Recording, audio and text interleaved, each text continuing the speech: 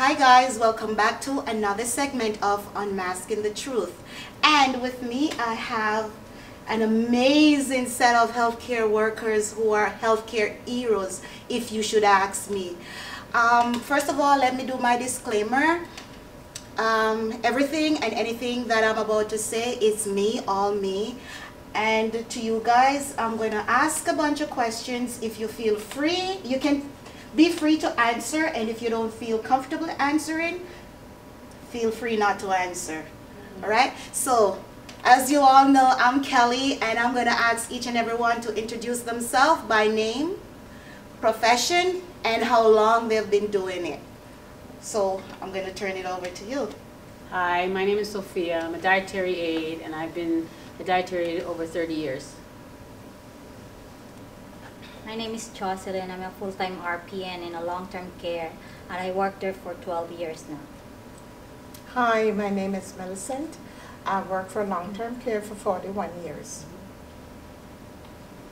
Hi, my name is Marlene. I work for healthcare for 30 years. Hi, my name is Camille. I'm an RPN. I've been an RPN for 21 years. I'm Stephanie. I'm a PSW in long-term care, and I've been doing it for 35 years. Hi, I'm Vanisha. I'm a PSW for 24 years. Hi, my name is Yuli. I work in a long-term care for 39 years. I'm Julie. I'm an RPN. I have been RPN for about 15 years.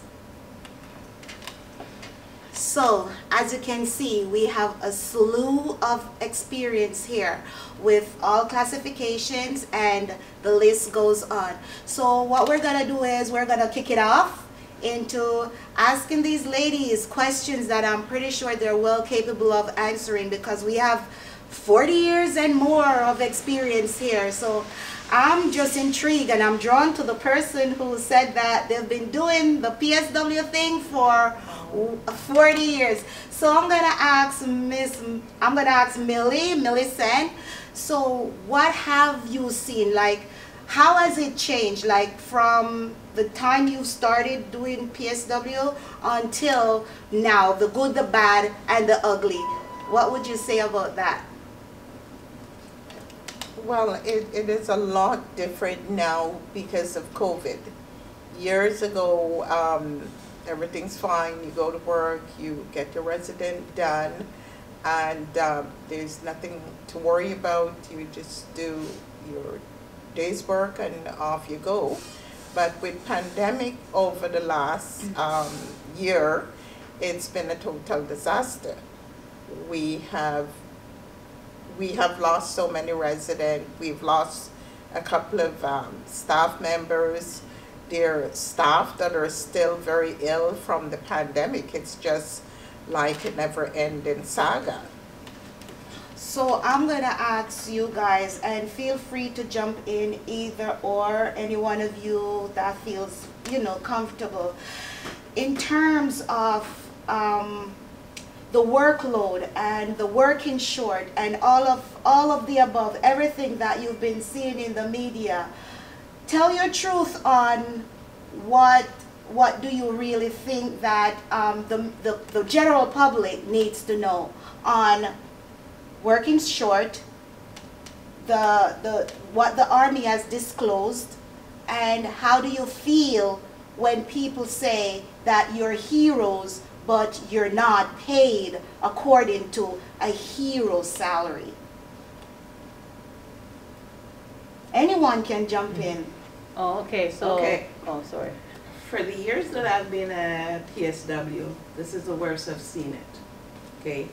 Back then, when I was a PSW, the residents that we got in long-term care, it's quite different from what the residents that we're getting now. Because we're seeing, no disrespect, heavier residents, more complex residents, and the work becomes harder. The managers, they turn a blind eye to the situation that is happening. We're always working short, right? If a floor has 32 residents, they divide it in two. Because the first thing they talk about, I don't have the money. We don't have the budget. So, with that being said, your employer is stating that they don't have the money, they don't have the budget, but yet still, if you research, go on Google and look at how much the extended care, the Rivera, the Sienna, the Chartwell, when you look at what the CEO makes, which is over $1 million and more salary. So why is it that they're saying that they don't have the budget? So where is the money going? Is it only in their pocket? Anyone feel free to jump in. So, sorry. So as dietary, I've been a dietary aide for over 30 years. And from then to now, there was a lot of cutbacks. A lot of cutbacks in staff. The PSWs are different because they're PSWs, but we have, in dietary, we go by numbers. And lots of time, your shifts are a different number. You're 5, 4, 3, 2, 1, whatever number it is, but there's a lot of cutbacks. And then they're more demanding stuff. They want us to show fine dining. How could you show fine dining if you don't have the staff? They want presentation. You have to ask every resident, what the choices. I mean, don't get me wrong, it's very good, but we don't have enough staff. By the time you serve the first table, by the time to the last table, their food is cold. Complaints. Oh, my coffee's cold. My food is cold. I didn't get this what I wanted, and it's like back and forth in the kitchen. And as they said again, cutbacks. They don't have money, so then you need your job. So what are you gonna do? So I'm going to jump on the cutbacks, and with Minister Rod Phillips saying that they have thousands of PSW and whatever students, and they're graduating and they'll be inducting them into the healthcare profession. Can anybody tell me their views on that? Do you think that it's true? Do you think that it's a lie? Even if it's true or if it's a lie, do you see it working because of the cutbacks? Well, Marlene touched on the shortage of staff. And to your question, I don't know what to believe from what not to believe, because I don't think there's 3 days out of the week that we're not short. We're short almost every single day, and it's hard being short as it is, but then for them to fill the beds, they're basically taking any resident, and we're ending up with a lot more behaviors, which makes it even more difficult when you're short. And then because we're so short, we end up using agencies. So we're bringing in agency staff that is not familiar with the building, they're not familiar with the residents, and here we are with behaviors. So me as a full-timer, let's say we have 4 people on a unit, 2 out of the 4 is not there, you end up with 2 people from the agency and 4 behaviors, let alone the amount of lifts that you have. It makes it so difficult. So with that being said, with the complex residents, do you feel that you're properly educated or trained to deal with these new complexities? Anyone? I want to follow up with Marlene about the complexity, because when you compare, I work 12 years now, 13 because I started PSW while I'm waiting my assessment from the CNO, so I start being a PSW. So I noticed, like before, most of the residents, like they are mostly like stable. We call it, that's why they are in the long-term care. It means like we are able to manage them in the home. But during the past year, they started to be complex. There is an acute care. It's like including the behavior. But the problem is, even though there is a changes in the system or in the situation of the admission in our unit, like it's become more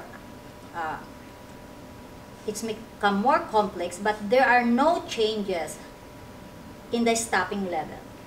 So at this even prior to the pandemic, the workload is changed. There are excessive workload. There are still lots of documentation from the ministry that we follow. We need to finish that one. It sounds like we are robot. We go there, we need to finish the task, but we are not like, we forgot the preferences of each residence, because the only like the most important, like, you know, because we really need to finish the task at the end of our shift. So then, I mean, when you talk about staffing levels, not having enough staff, I mean, if the complexity of the resident has changed, that means the whole dynamic has changed, right? Yes. So then, who do you call upon for education? Who do you call upon to come into these places and really see what's going on? Who do you feel you need to send a message to? It's supposed to be like, you know, when they changes the situation, like, it's supposed to be the training and education is accessible to all the staff.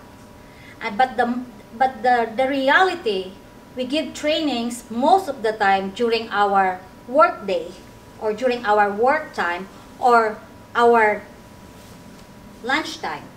So it's not really like, we're not really retaining the education that we provided to us. We don't have time to sit, like, let's say, oh, the management will telling you 30 minutes education. Do you think it will be retained in our...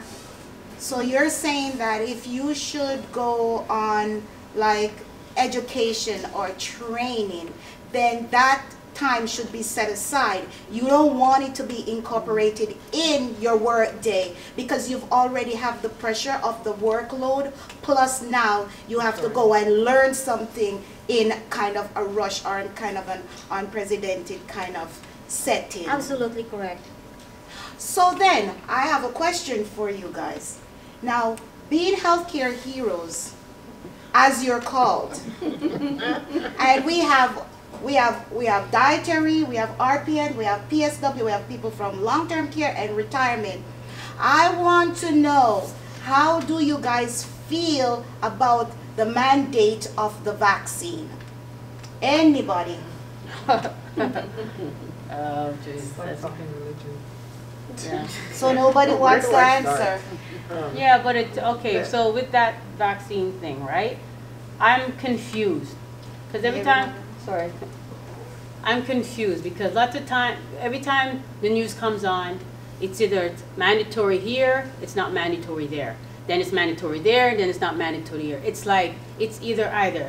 The government said that all long-term care, it's mandatory for us. What about the residents that don't choose not to take the vaccine, the family members that are coming into the home not vaccinated and they don't have to show no proof, or now they're so-called showing proof, or they don't have to take the vaccine, but we still have to make them, they're still allowed to come into our home, and yet still, if anything that comes into our home, we're the one that's getting blamed. So I'm a bit confused with that. Like I'm very puzzled with that. I don't know what to believe and what not to believe, who to, what do you call it? Who's mandatory from who's not. I'm really confused. I agree with Sophie. I'm totally confused. Because what happened is they're saying that the staff who work in the long-term care have to make sure that they take the vaccine. It's mandatory. What about the folks in the hospital?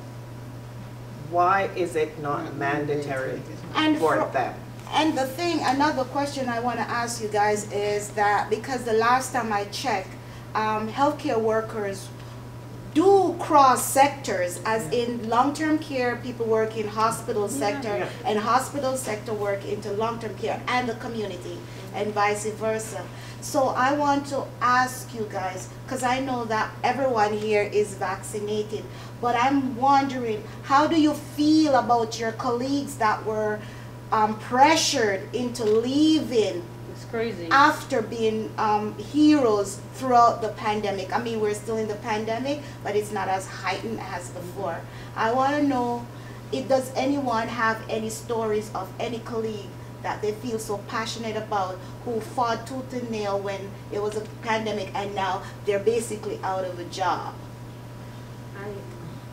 I believe that we all have colleagues that have been affected by this.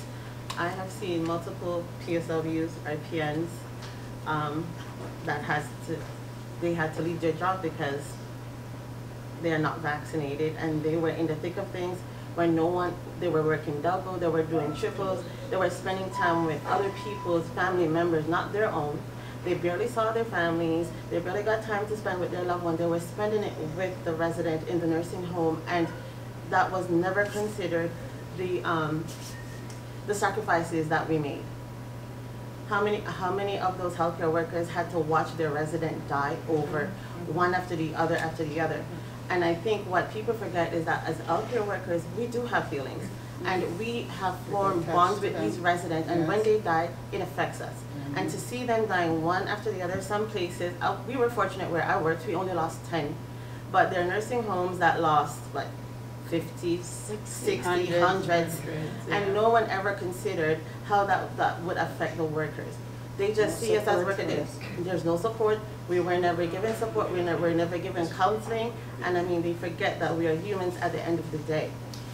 And I find they don't consider us at all. They don't consider us how it affects us. And they forget that at the end of the day, we're humans. So I have a question for you now. Since you've touched on personal feelings, so where does your mental state lies, like emotionally? Right now, mentally, we have to support each other. Mentally, we have to learn to detach ourselves from the residents so we can be healthy. And it's unfortunate for the resident. We have to protect our mental health, or else we're no good to them. And or our families. And we can't take that home to our families. But also, I must admit that your job is a caring job. How do you turn your heart off?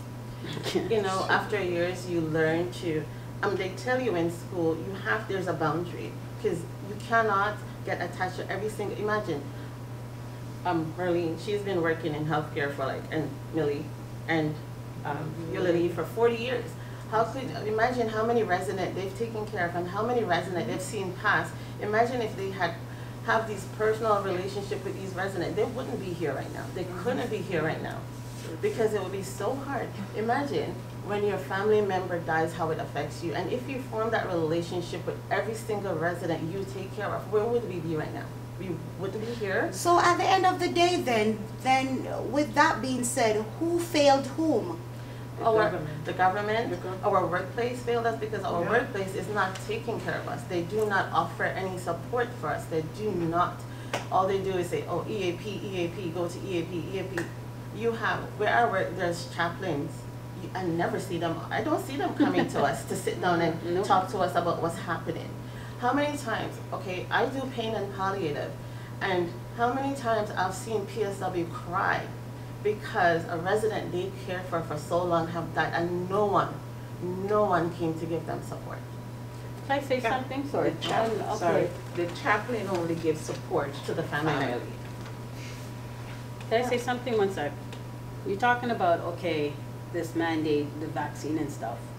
Again, on the news, the government comes and says that next year, March, we should be able to take off our masks. So then why couldn't they just say, put these PSW or healthcare workers on LOA until everything settles? Why do they have to get fired? To me, it doesn't make any sense. Why do they have to get fired? You know what I mean? So another thing is you look at the fact, you look at the infection rate today, like 400 or 500, about half is fully vaccinated, another half is unvaccinated. That shows the fact, look like you have a vaccine, it's not really helping much. yeah. That's before it looked like only a small number is fully vaccinated, but now you can see more and more fully vaccinated still get infected by the COVID. But now the death rate definitely going down a lot. We don't know if the virus change or the vaccine is helping the death rate. Something about this thing is unknown. But So, they force the people get a mandate, that's like definitely fact to support that, Yeah. right? It's definitely political thing. Yeah. Yes. So with that being said, and I'm going to go back to another statement that someone made, I can't remember whom, saying that some of the folks who occupy the space are not vaccinated and the family members are not vaccinated. Are those people, are those, like those homes, aren't they asking for proof of vaccine? And if Mr. Ford or whosoever remove the mask mandate come March, where does that leave you guys? There you go, vulnerable again. You're in At it. my place of work, sorry, forget it. We're so used Yeah. to it. Where I work, I know that there are family members that comes in that are not vaccinated. They'll come in and they'll get their rapid test every time, every visit, and they'll wear a mask and a shield. So why weren't we allowed to do the same thing as them? Because they're coming in, they're going in the dining room, they're sitting with their loved ones, other residents are sitting at the same table. So why is it they're allowed to do that? But staff couldn't get the same opportunity if they because those family members refused to take the vaccine. So would you say then that there is a double standard? Of course. Yes, there is. There I is. think so. Infringing our rights. So, in my own views about the mandated for the healthcare first, for me it's a simply discrimination to all of us. Because first, working in the healthcare, we're almost like women, and at the same time, we're all color of people. So, Yes. for me, So- that is easy for them, especially for Mr. Ford. It's easy for them to, for him to do that because we're all women. So, Mostly. because I do And know that is that what that- I feel is part of the discrimination. Because how come that they can, like, what about the restaurant? They are we're going inside. Why the staff cannot be vaccinated? That's so simple. Why are the police? They cannot be vaccinated all mandated to the that, right? You so that is my So, first. so wait a minute. From what you're saying, are we segregating then the long-term care workers from the hospital or the general healthcare workers? Are we saying that it's because it's mostly workers of color, women that occupy the employment spaces in long-term care? Do you think that's the reason why he mandated that? Or is it because they had a vast number of deaths in long-term care? It's part of that, but like, you know, why they mandated, why they changed the mandated in the hospital? Because when you think, like in my hospital that I work right now, like 600 staff were losing job because they are not vaccinated. Where are they gonna get these 600 staff? But okay, and I hear this, but help me to understand. Before the pandemic, we were in a crisis in the long-term care sector where staffing was concerned. So why wasn't it a concern then when they were mandating it? Why weren't they worried that long-term care workers would actually walk off the job? I mean, if you had a crisis then and with people walking off the job now, isn't it a bigger crisis? So why is it that they favor the hospital sector over the long-term care sector? I think in my own views, because of what happened in the long-term care, they want to be like more beautiful, I think, in the eyes of the public, to make it really good that, oh, we do something in the long-term care. That's why we asked to be vaccinated, all this stuff, So because we're targeting something them. happened, like, you know, so many people died, so many Yeah, residents yeah, died that is, in the yeah. long-term care. That's why they have to do it, to ensure that they're thinking that they want to see the people. They want to make the public Yes, happy. Yeah. they want to see the public, like, let's say, hey, we're doing something. Yes. Yeah. Well, remember, in the height of the We did something to make the pandemic, long-term care there was no good. vaccination. There was no vaccine during the height of the pandemic, and we were all, staff was all there working just the same. You know, so I don't see why it is now. It's such a big deal that they said number went down and more people are vaccinated. but they're still firing people for not taking it. I have a resident that I have been taking care of, and her family member refused from her taking the vaccine, but I still have to give care to that resident. You understand? So therefore, what about our protection as staff? And that's the reason why I feel that it's hypocritical that even now they're telling everyone that, you know, you can get the third booster shot when there are a big majority of healthcare workers who haven't been vaccinated yet, but yet still they're still looking at removing the mask come March. How they know that come March we'll be able to do that? So how Ahead safe of do time. you Because feel? it's not Exactly. political, that's why they Exactly. give a date. They might reach their Remember, elections quota coming up, right? by March. Elections coming up in June. So do you think Mr. Ford is trying to look good on both sides of the coin? Big time. Yes. Big time, Totally. big So time. as healthcare heroes, as he call you guys, what do you have to say about him not making the $3? Let me rephrase that, because we have all sectors and all classifications here. How do you feel about him giving the PSWs, and only certain PSWs, the $3 and not all PSW or not all classifications in the long-term care retirement sector? He needs to remember that all the other departments are gonna have to vote too. Okay? Not because just PSW, like I have nothing against all the PSWs because I love y'all, right? But at the end of the day, again, we're gonna have a say. Was it June the 20th? June, yeah. Exactly. The dietary department, activation, physio, housekeeping. We're people too, and our vote, up to one vote, it counts. So he needs to be careful what he's doing. So I'm going to go over to the RPN because the RPNs didn't get the $3 either. So my friendly friends, what do we have to say about that? I have nothing good to say about that. I work just as hard as the PSWs. I mean, we all work just as hard. Our work is different, but we rely on each other. I cannot do my job. They can't do their job without me. I can't do my job without them. We're codependent. And you single out a set of people to just give them. No. Just like the PSW, when they're dealing with an aggressive resident, I'm right beside them dealing with that resident. They call for me. If they want to transfer somebody, I'm right there. Anything they need, I'm right there. And you forget that I exist. Just like the PSW, the housekeepers, the dietary aides. How would the residents survive without the dietary aid? Where they gonna eat? What are they gonna eat? Who's gonna feed them? I had that conversation with Listra.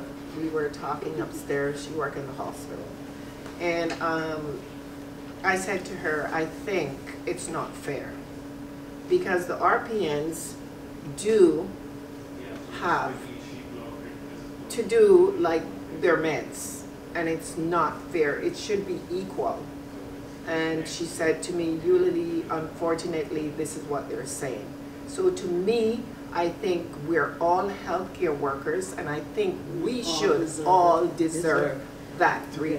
This is what I'm So saying. then I'm gonna throw it over because I know we're all passionate about this. So I'm gonna throw it over to the PSW who works in retirement who did not get that $3. That would be me.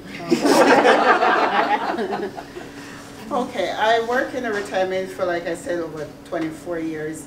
When I start working in retirement, it was retirement then.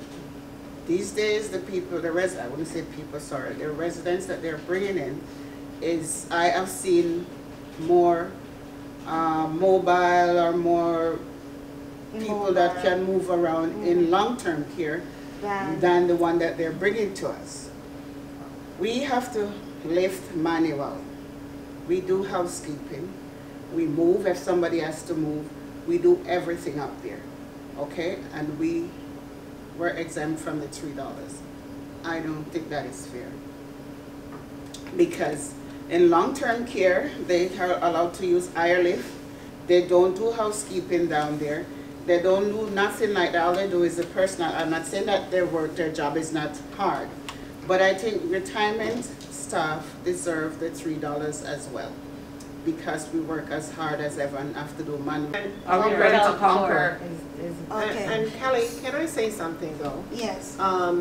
Is it recorded? It doesn't matter if we're PSW, working in a long-term care, working in retirement home, working in hospital, we are all equal. Exactly. As Yes. healthcare workers, I think we deserve So the then, same.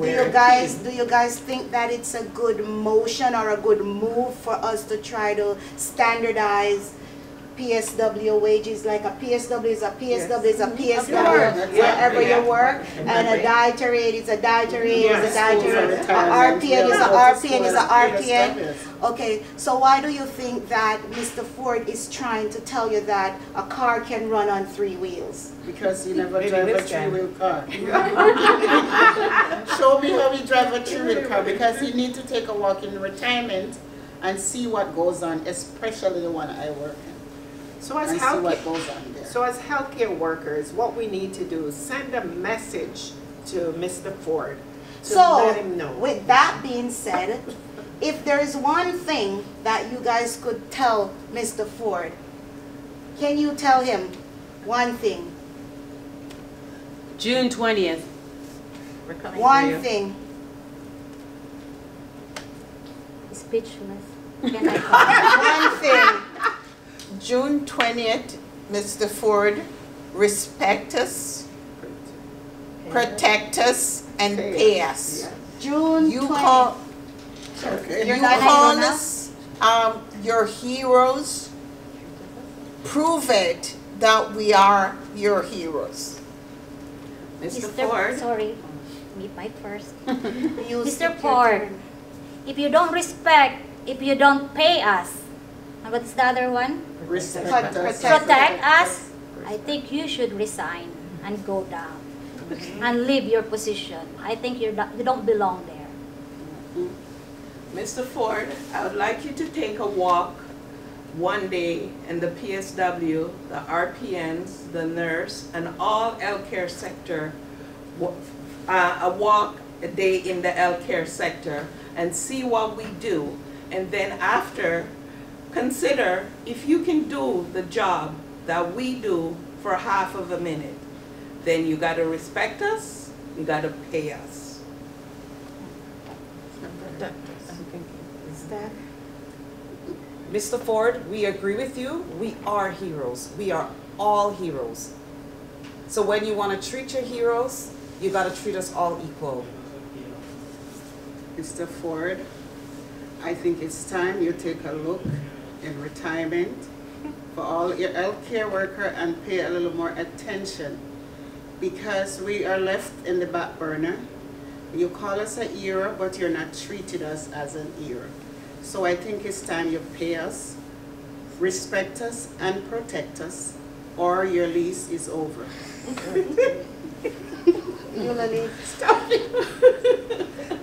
Mr. Ford, I just want to let you know, on June 20th, we as healthcare workers, we are fired up and ready to go to take you out of office.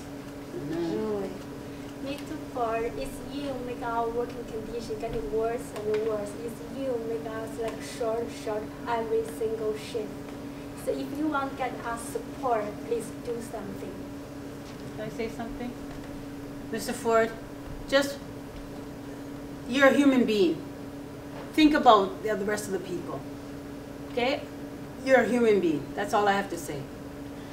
So, I as forgot I'm something. always saying, Mr. Ford, come June 20th, you will be fired. Yeah. Because we already know that you are not for the working class. Number one, the thing you said about you're willing to bring in immigrants to work, but they cannot come and sit on the system, I think you need to give an apology. Nobody is telling you to, well, people have been telling you to, but you feel that you are above it. I mean, sir, when you make a mistake, be man enough to admit it and just apologize. Look, take a good look at this. We are all workers of color. Yes. We're all immigrants. Yes. Ask us. I've held down 3 jobs, and I'm sure these women have. You've had 40 years experience, so you cannot tell me that there are people who come here and sit on the system. If I've never been on it. it wasn't for my I union, have never. I wouldn't have a voice. I'd probably never be here today. If it wasn't for my union fighting tirelessly for me, I would not have a pension. I wouldn't have a proper pay. I don't know what I would be when I leave long-term care if it wasn't for our union who protect us all. And because of the union, that's why there are $3 for the PSW. It's not from you. If it wasn't for the union, I would be unemployed. if it wasn't for my union, If it wasn't for my union, I wouldn't have good protection for my job. Wasn't for the union, my job would not be protected. And another thing I want to say, instead of paying all that money for new PSW to go to school, I'm sure when they finish school, they're not going to stay in this job. I can guarantee you. Wasn't for my union, I would not have a job. Doug Ford, listen to me. You need to listen to me, right? Because we're gonna You need kick to you out listen of to us. office on June 20th. if it wasn't for my union, So we won't be here, our voice won't be here, we won't be heard. We won't be that strong, we won't feel the threat from us. Mr. Ford, it's me again. As usual, I told you I'm going to stick on you like white on rice. Sir, I've watched you and I've seen what you've been doing. You are building or creating all these beds, these new building, these new beds. But I keep saying you don't have the support for the beds. You would rather build 6,000 buildings instead of putting $1 in PSW pocket or healthcare workers pocket. Why do you find it so hard? We are taxpayers. We pay you. I keep telling you, stop eating that filet mignon. Look at the people who are sustaining this system. You need to get up, stand up, do what is right, or, sir, honestly, you will be fired. Well, until next time, I'm going to say, thanks for watching. Thanks for tuning in. Share this video with your mama, papa, sister, auntie, uncle, brother, and even your enemies then. And until next time, I love you all. Bye-bye. Zero.